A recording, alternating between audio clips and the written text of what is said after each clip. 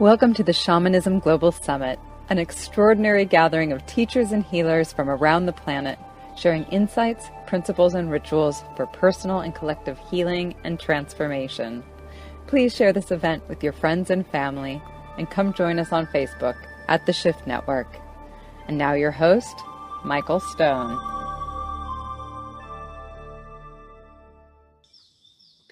Welcome back to this segment of the Shift Network Shamanism Global Summit. I'm your host, Michael Stone, and I'm excited to have my friend Daniel Giamario on today. He's the founder of the Shamanic Astrology Mystery School, linking astrology and astronomy with an experiential, ceremonial, and shamanic framework. He particularly loves working with ancient megalithic, Neolithic, and indigenous traditions and connecting them with the current age, ceremonially intended to create a renaissance, accessing ancient knowledge to inspire a global and sustainable future. Well, welcome, Daniel. Looking forward to our chat today. Michael, it's great to see you. I'm very happy to be able to have this discussion with you. You too. Well, first of all, there'll be a lot of people who are wondering, well, what makes this shamanic astrology? Can you talk a little bit about that in comparison to other contemporary shamanic and ancient methodologies? Well, the way that we're approaching this is actually more similar to the way it was done in ancient times. We can't entirely go back to how it was done before. We can be inspired by how it was before. But the reason that we have termed this shamanic astrology is first of all, because we're very much emphasizing the journey that is about being fully human. Rather than wanting to go anywhere else, it's about bringing spirit into matter, the journey that's called involution. So we're dealing with our experience as authentic human beings on the planet and not needing to go anywhere else. I mean, that's one of the reasons, because basically all shamanism would believe that. I mean, it's about being here. It's just like in Tibetan Bun shamanism, it's not about getting off the wheel. It's about bringing consciousness more deeply into who we are as human beings, and along with the other species on the planet, you know, animals and plants, and the honoring of the entire earth itself. Secondly, I think we call it this because it requires having an experiential connection to the planets. You know, so we're like forming a dialogue with the planetary essences in much the same way that other kinds of shamans might have that kind of relationship with you know, plant medicine, or with animals, and with the plants and so on. What we're doing is having the same kind of dialogue with the night sky, with the planetary essences, and also with the seasons and the cycles, and having that kind of relationship with the cosmos and with the cosmology. In our school, we don't have anyone be certified to do these techniques unless they do know the sky also. So it's a part of it is linking sacred astronomy, or the way astronomy was understood before. It wasn't disconnected from the spiritual journey. It wasn't mechanistic, linear science, but it was a way of linking astrology and astronomy. Most of the ancient great astronomers were also astrologers. You know, so shamanic astrology would refer to an approach to astrology that emphasizes our direct experience of the land and the sky. My gosh, there's so many astrologers today that they have no experience experientially with the sky, you know, or with the seasons and cycles. It's just like a left brain head trip, you know, and they're relying on traditions that went down 1,000 years ago or 2,000 years ago, which don't relate to the current culture whatsoever. You know, so I mean, my own journey on this came with a vision quest that I did up on Mount Shasta back in the early 1980s with a remarkable person that I'm so glad that I had the opportunity to know, Joan Halifax, a former head of the Ojai Foundation. And she was running vision quests in the 1980s, and that changed everything. That's when I realized that astrology can't not be some eastern path, you know, but must connect with the land. And that's basically when the mountain sort of came in and met me and said, hey, if you're going to be an astrologer, and I had been an astrologer since 1970, but I'd done it more the intellectual way, I guess you could say, or the left brain way, but not with that direct experience of the land and the sky. So I took a lot of apprenticeship training with stones, with certain Native American teachers, a Vision Quest apprenticeship, and so on. And I started taking people out to have the same experiences. And that's how our school happened. I love that you actually take your students out into nature, into the stars, and really connect them with it. One of the things I think that's really unique about your brand of astrology, your shamanic astrology, is, you know, there's this annoying question that people often ask you, what's your sign? Right. And they usually mean, what's your sun sign? Exactly. Which, you don't put a lot of emphasis on that. So talk a little bit about where you put the emphasis in shamanic astrology. Well, first of all, just very quickly, the whole sun sign thing is more of a fashion. And it's a fashion that has only been there since the 1800s, when it became clear that you could categorize people simply by their you know, when they were born during the year.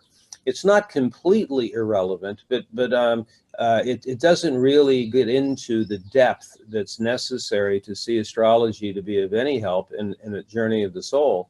So we're much more interested in the moon position, Venus and Mars, what's coming up over the eastern horizon when you're born.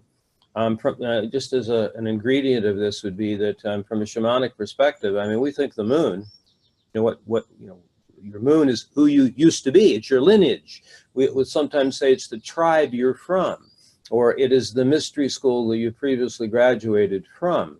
You know, so this whole thing is like a flow, a journey from when you're born, you're not a blank slate. You know, so you come into the life with certain essence, certain characteristics, qualities. We could say you come into the life on a certain point on the wheel of life. But in the current life, you're moving to a different point on the wheel of life. And that would be represented more by the archetypes, by the gods, the goddesses associated with Venus and Mars, and in the long run, toward the rising sign, the life purpose themes of the mystery school associated with the ascendant. You know, so when I have that person come up to me and say, you know, what's your sign? So, well, my sun sign is blah, blah, blah, but I come from the moon position, and actually my Mars position is Scorpio, you know, so I'll talk more about that. And I'm a Libra rising, you know, so basically I try to get the conversation going like that, that we're not really dealing with sun signs at all, because it's far too simplistic, and Michael, even more so, the majority of the descriptions that are given to sun signs tend to be the shadow expression of those mystery schools. And they're not really getting into the depth of what the purpose of that place on the wheel actually is. So really, this is really about what's our intention, our purpose coming into this life, and how do we find meaning and develop that purpose in this life? Can you deepen that conversation a little bit? Well, the whole understanding and idea behind intent is fundamental here, which is why we've never looked at there being any usefulness to a more deterministic approach to astrology. You know, so that you can't use statistics, you can't quantify it that way, because that's not taking into account the intent. You know, so therefore, if I'm talking to, say, 12 guys with Mars and Scorpio, the intent for all of them would be similar. However, each of them would have their own journey, depending on their lineage, depending on what their cultural conditioning was, depending on what type of family they were born into, as to whether it's easy or hard to get to be able to accomplish that intent. So therefore, of course, we're making the assumption here that when you get born, there is a purpose to it. You know, that you can act, you can figure out in some way, you can tune into what the original intent of your life is, and that the journey does have a goal, that there is a place on the wheel that we came into the life to reach. And the horoscope actually gives a remarkable set of instructions for that, you know, like here's how to do it. Here's what you have to go through. And in addition, we don't think on any level that there's a good or a bad horoscope, you know. So it's not like being born under a bad sign or something. I mean, I think that every horoscope is the exact, precise, perfect set of conditions for the unfoldment of that person's soul. Beautiful. You talk a lot about the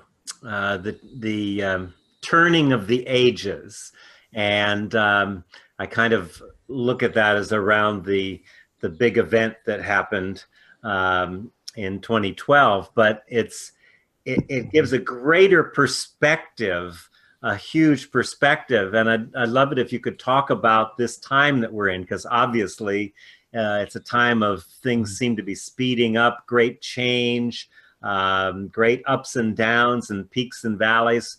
Talk about this whole turning of the ages that you speak of.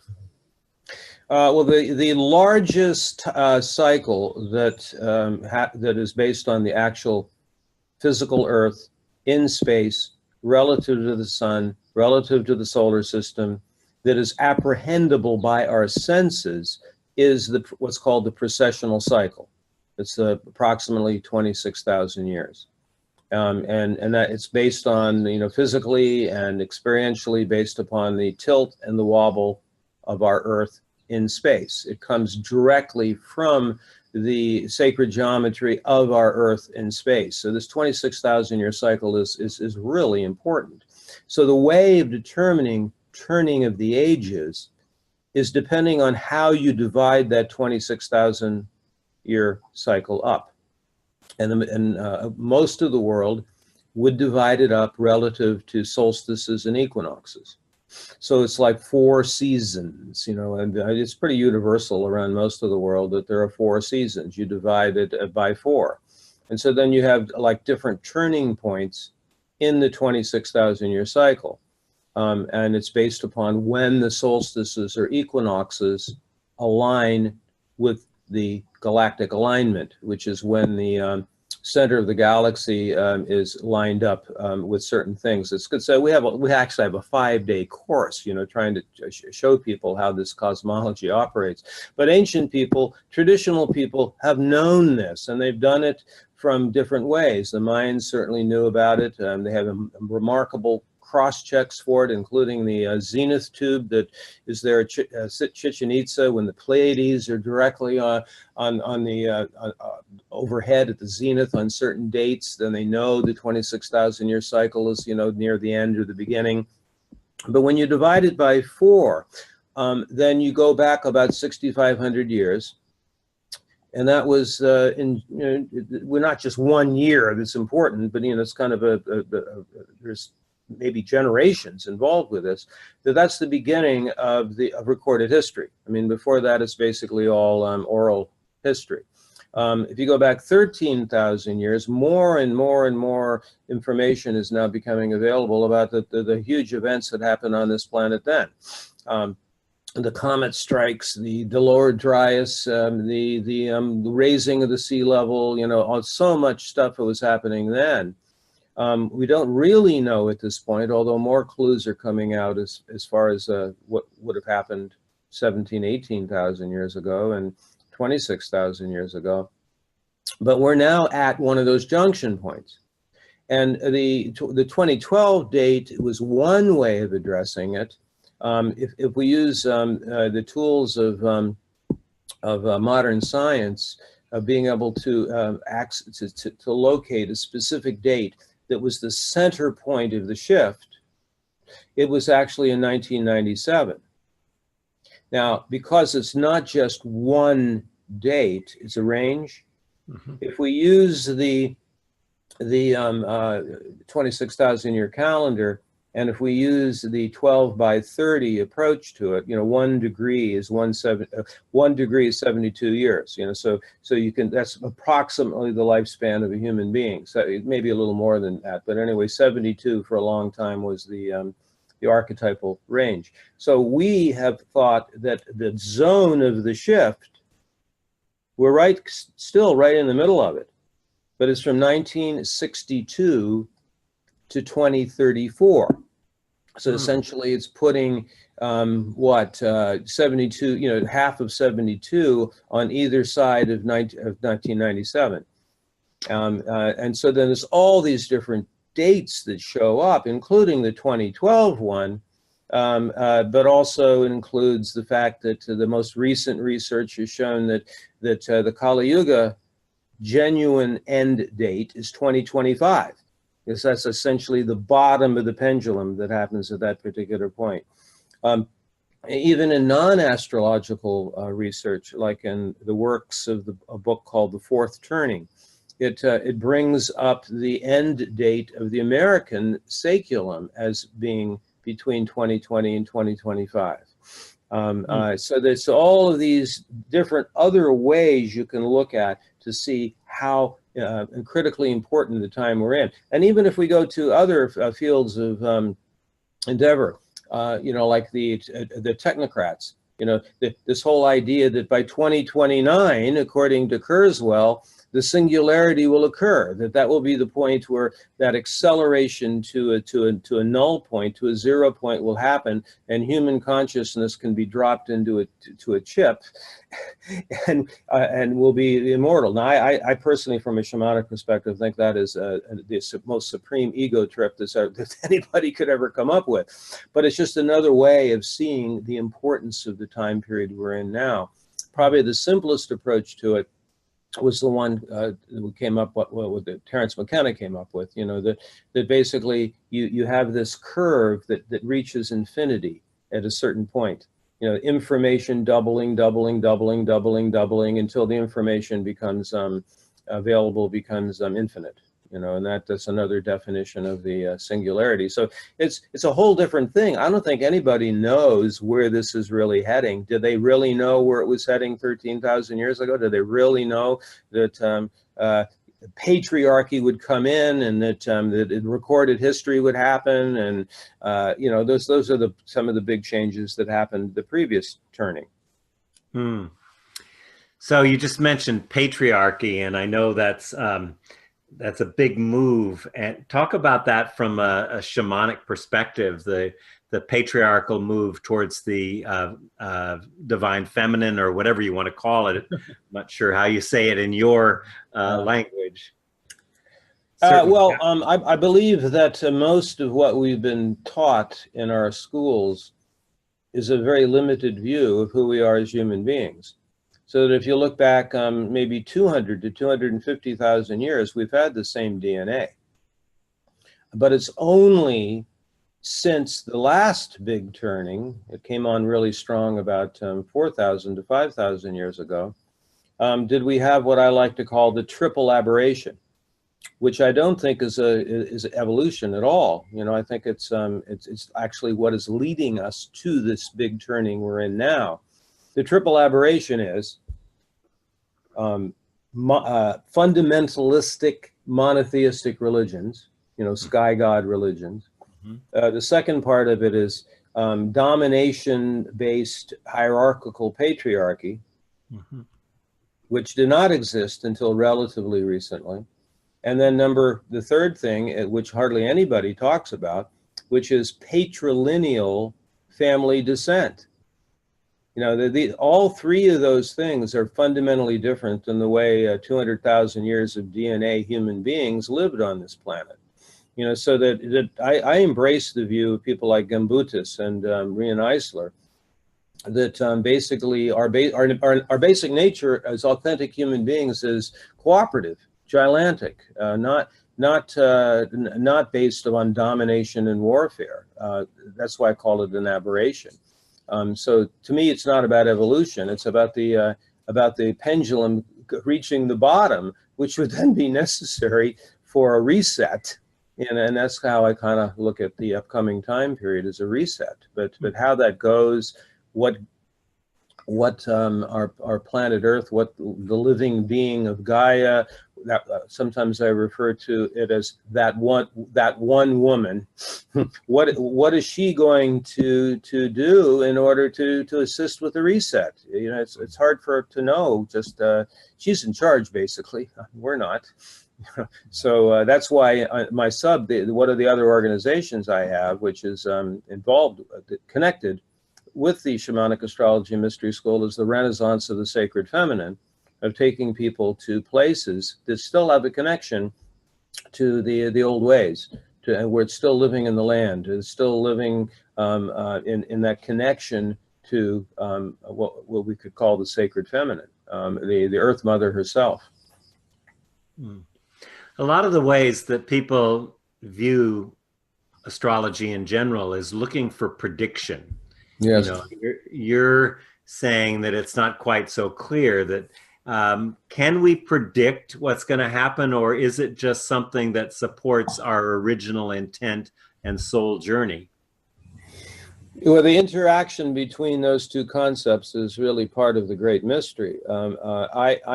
We've never, and even before the school started, even in my astrology practice back to 1970, when I was a student of Dane Rudhyar, it's never been about prediction. In fact, from a philosophical perspective, I don't even think prediction is even possible.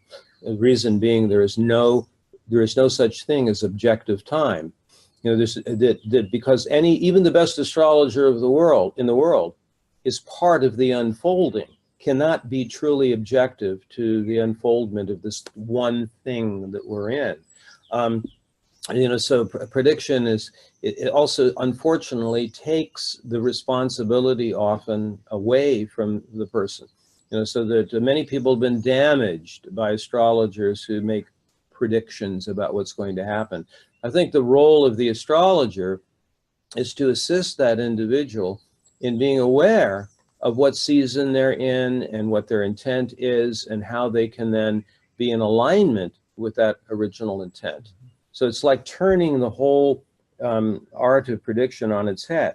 So rather than saying, okay, this is going to happen, you'll die at a certain age, you're going to have 3 wives or whatever, you basically will tune in to what the intent of that individual is, try to, in combination with them, you know, so soul-to-soul encounter, and then suggest ways for that person to be in alignment with that intent. And who knows, maybe a prediction here or there might turn out, but then that person is actually working in harmony with the intent of great mystery, the intent of the soul's purpose, which then they're joining together with. I mean, astrology is basically divination. It's not a hard science. I know there are plenty of people out there, good people, that try to prove astrology, but I think it's a rather foolish endeavor because of the fact that it's really not based on that kind of science.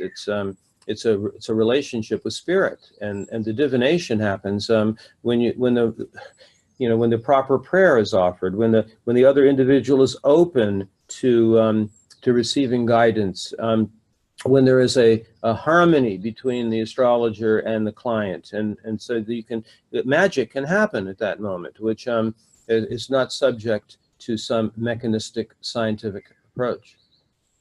So you can tell when, according to your chart, you're looking when is the optimal time to do something, and when's the time that you might want to lay back and sit on the beach and contemplate the waves. Yeah, totally. I mean, in this system, the different planetary forces are allocated to 3 worlds, and it's basic Shamanism 101 understanding. There's 3 worlds: upper world, middle world, underworld, and the shamanic astrology approach is recognizing all 3. So Uranus and Neptune is upper world, Saturn, Jupiter, and the nodal cycles are middle world, and Pluto and Chiron are allocated to the underworld. they're very, all of them are different. I mean, each of them is quite different. You know, the middle world ones seem to operate kind of like what's on your resume. It seems to be more logical, but it also includes things like, you know, when does a person physically mature? You know, when do they reach a new stage of life? It's rather similar to a snake shedding its skin. How many skins do you have? Well, we don't really know, but there will be times we know when the skin's going to come off. You know, and then there will be a new phase of life. So the middle world has to do with that. But if a person, say, was in a Neptune cycle, one of the upper world cycles, I mean, from the perspective of that place, this world we're in here has no substantial basis.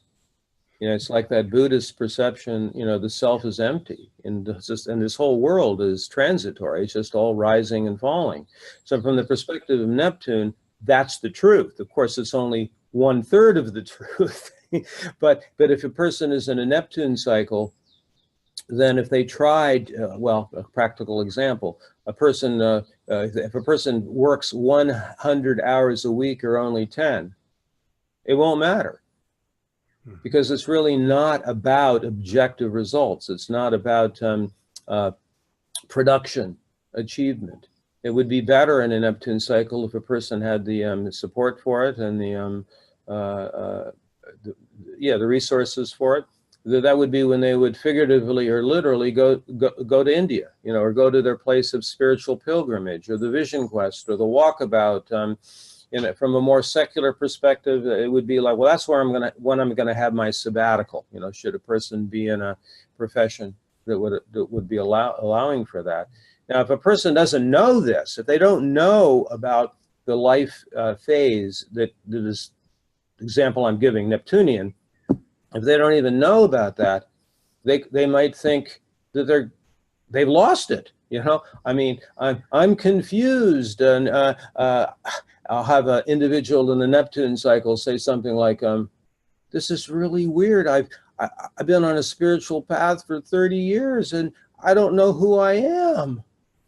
And then I would basically have the opportunity in a session to say to that person, "Well done." You know, basically, it's okay to not know right now. But then in other cycles, that would not be the advice. In other cycles, you got to choose here. You know, I mean, this is when you're going to have to commit to something. You know, so that would be like a Saturn cycle. You know, the commitment is very important in certain cycles.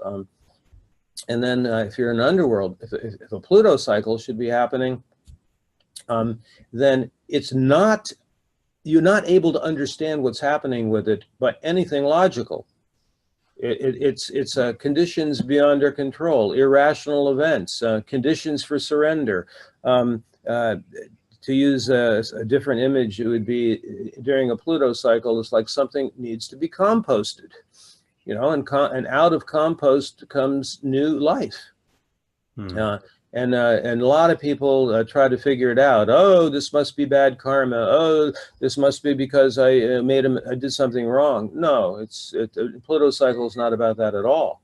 You know, so to understand the underworld kind of initiation, and also to realize that a surrender to it brings the abundance and the wealth that comes from the underworld. The underworld is not some Christian hell place. It's you know, it's the lava under the earth. It's the tides below the ocean. It's the deep psyche. It's the you know, what sometimes is called the shadow, but that simply means the portions of our consciousness, of our content of our consciousness. The consciousness has not come to see. I mean, it's hidden, blocked. It's in the dark. And so during a Pluto cycle, one is forced to look at some of that. I think that's another thing that lines up with shamanism. I mean, you take from all of these things, but having the underworld or the lower world, the middle and the upper world, yes. And the whole idea of the Hermetic principle of as above, so below. Yes, yeah, and it all starts there actually, and which is another way of describing that this type of astrology is not linear. It's not predictive. It's not cause and effect.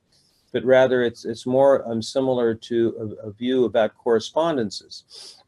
And maybe a scientific approach for that would be to say that we're in a hologram, so that the largest pattern and the smallest pattern are the same pattern.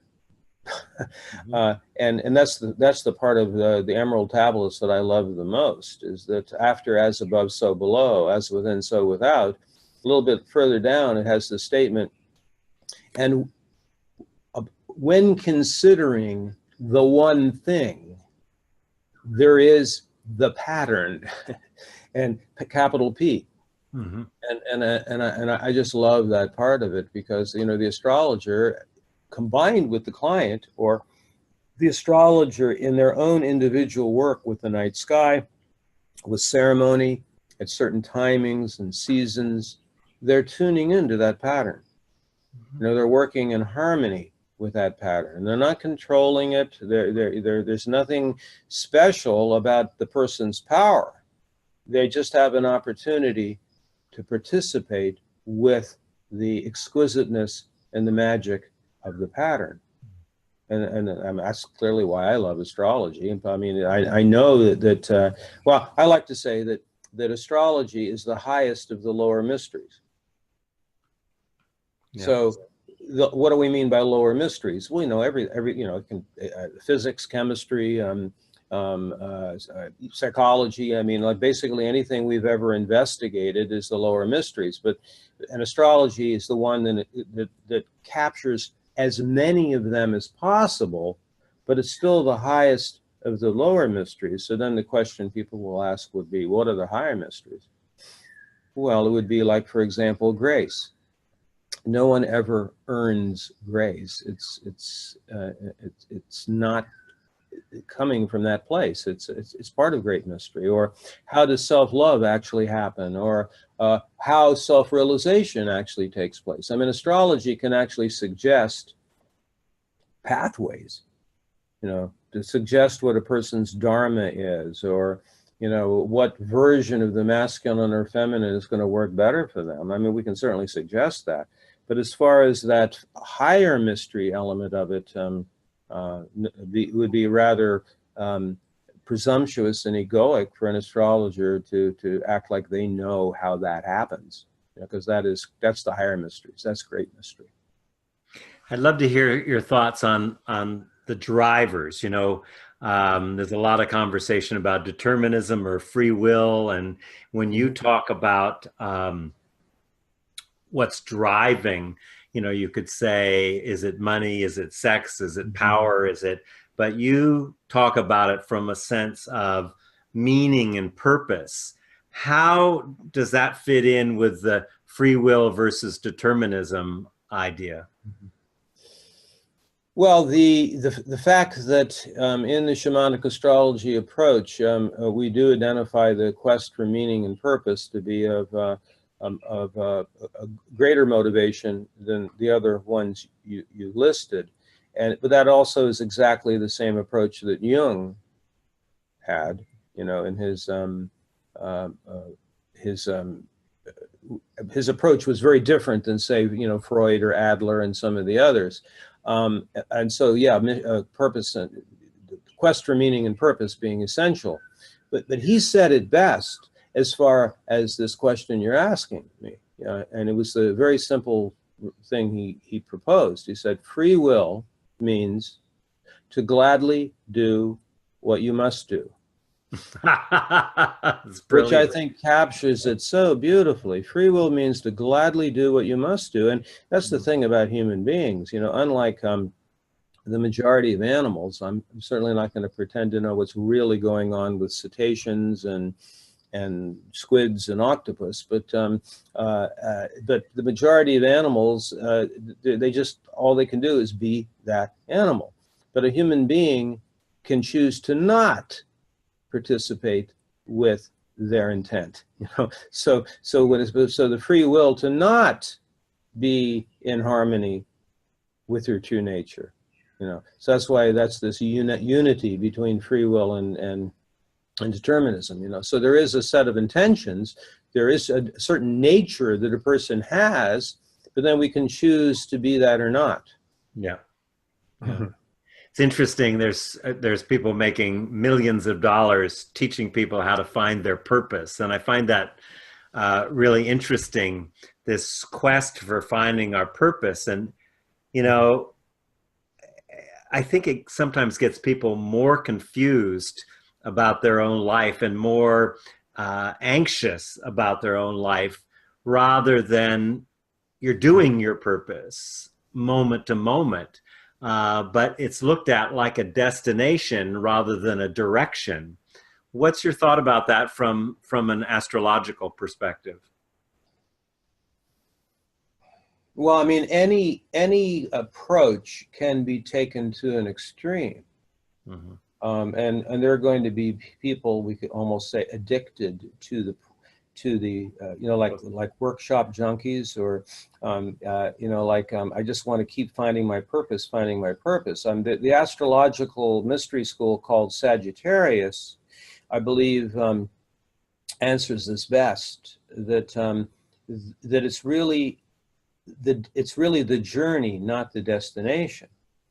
So that if a person, you know, if they're a Sagittarian type, let's say, a part of the authenticity of a Sagittarian type is to always go down a road they've never gone down before. And it's not even that they're you know, wanting to teach other people how to go down that road, although they are opening that road if somebody else wants to go. All right. But when they get to the mountaintop, the journey's not over, because they notice a higher mountain. And then there's that joy that, oh, now I know what I'm going to do next week. Unfortunately, this whole thing of, you know, what is the truth, or what is the meaning, and so on, people will lock onto it as a thing. You know, I now have clarity on what it is. And as Carlos was being taught by Don Juan, you know, the third and greatest roadblock to enlightenment is clarity.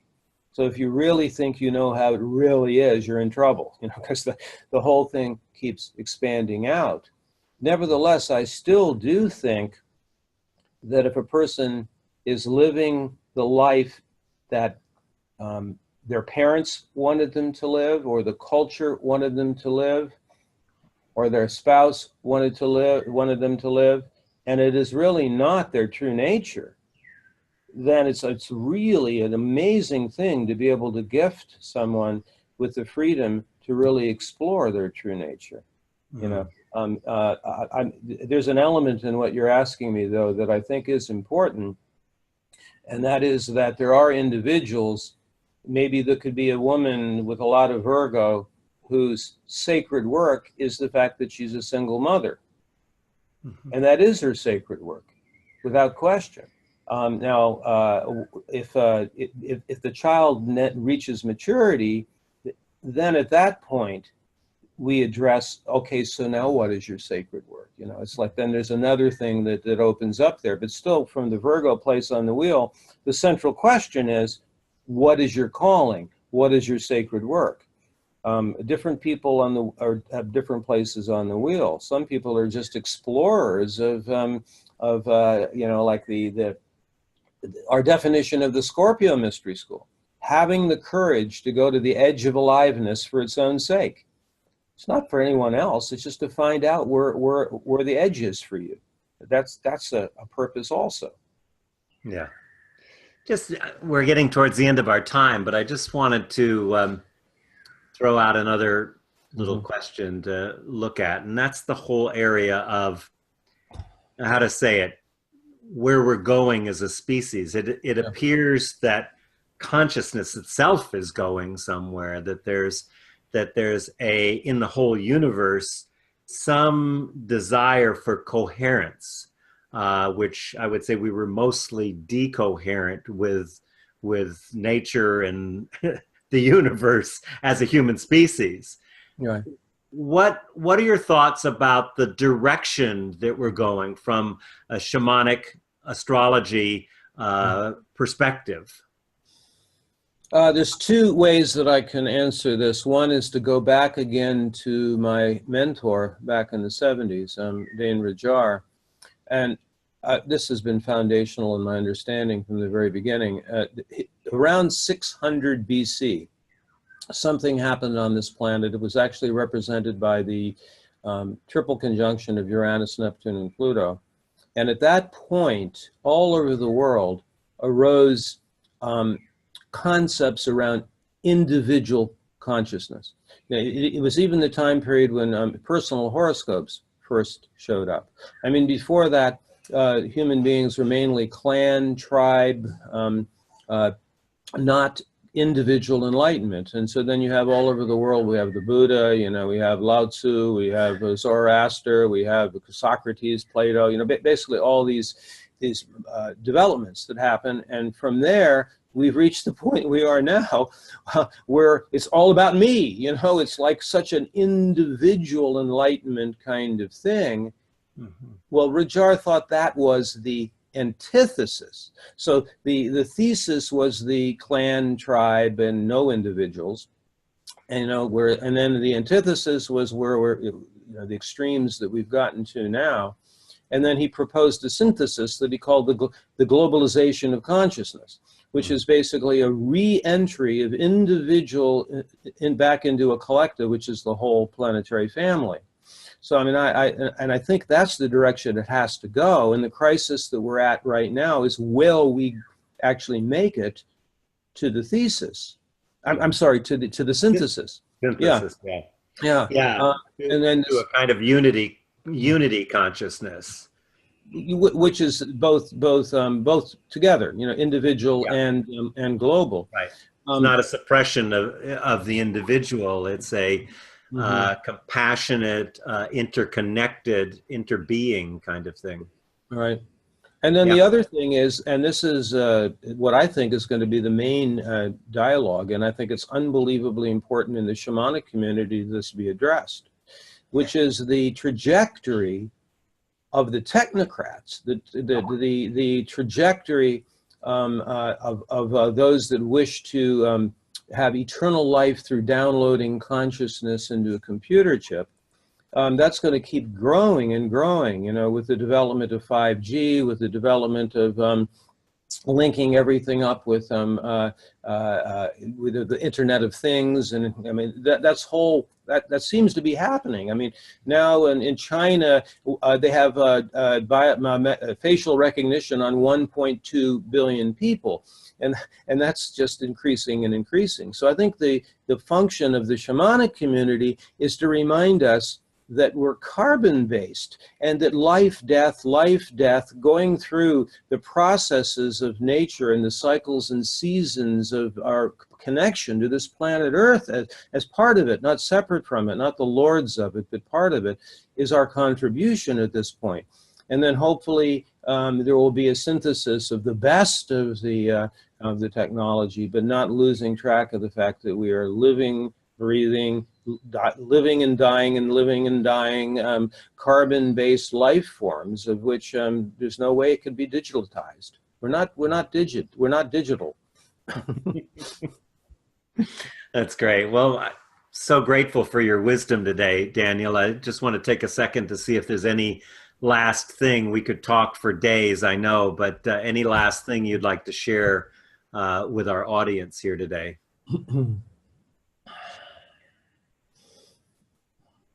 Well, I mean, probably the most important thing would be to make sure that you do spend some time on the land with the sky, to not lose touch with that kind of connection that we have, because I believe that our 200,000-year DNA essence is linked to the patterning of the sky. I mean, you brought up as above, so below. Well, I mean, quite frankly, if you look at the patterning of the sky, it matches, it correlates with the patterning of our own psyche. And there can be usefulness in knowing those patterns. I mean, the Egyptians felt if you didn't know after you die and go into the bardos, if you didn't know whether to turn right or turn left, that you might be in some trouble, you know. And so that is reflected in the cosmology when you learn about the galactic alignment and the way the constellations are operating over time. Yeah. So remembering our connection to I was just going to say, it's about our connection, which of course is the basis of shamanism. It's an animistic, nature-based practice. So it's very much at the heart of it. Well, Daniel Giamario, my friend, it's really great to spend time with you and share your wisdom with our listeners. I want to tell our listeners that you can also go to Shamanism Summit / I just forgot what it was. Upgrade, sorry. Shamanism Summit / upgrade, and own this for yourself with all these great wisdom teachers. And to all of you who are listening, and a special thanks to Daniel for this segment of the Shamanism Global Summit. Thank you so much. I loved this conversation. Thank you, Michael. Awesome. Bye for now. Thank you for joining us for the Shamanism Global Summit, brought to you by the Shift Network. For more information about joining our global community who are awakening to their divine humanity and taking inspired action, visit theshiftnetwork.com. To learn more about the entire Shamanism Global Summit collection of teachers and healers, or to add all these interviews to your personal library, visit shamanismsummit.com/upgrade. Thank you again for gathering with us and for sharing this empowering path with your friends and family.